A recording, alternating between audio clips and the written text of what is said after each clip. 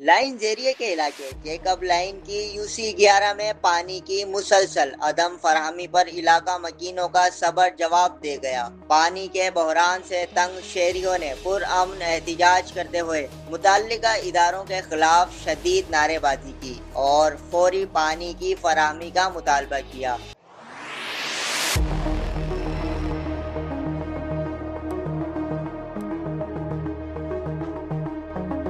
مظاہرین کا کہنا تھا کہ علاقے میں کئی روز سے پانی کی فراہمی متاثر ہے، جس کے باعث گھریلو امور بری طرح متاثر ہو رہے ہیں، جبکہ متعدد بار شکایات کے باوجود مسئلہ حل نہیں کیا گیا، جس کی وجہ سے انہیں احتجاج کا راستہ اختیار کرنا پڑا۔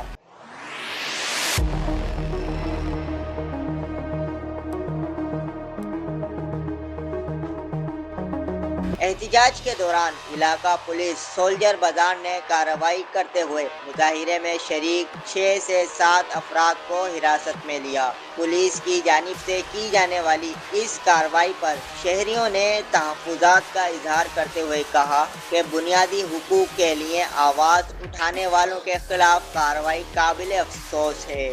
ذرائع بتاتے ہیں کہ رات گئے مختلف سیاسی اور سماجی حلقوں کی مداخلت کے بعد حراست میں لیے گئے تمام افراد کو شخصی ضمانت پر رہا کیا گیا۔ علاقہ مکینوں نے حکومت سندھ، واٹر کارپوریشن اور ضلعی انتظامیہ سے مطالبہ کیا ہے کہ جیکب لائن میں پانی کی قلت کا فوری اور مستقل حل نکالا جائے تاکہ شہریوں کو بنیادی ضرورت کے حصول کے لیے سڑکوں پر آنے پر مجبور نہ ہونا پڑے۔ کیمرہ مین محمد امین کے ساتھ زین انصاری، پبلک پوسٹ، کراچی۔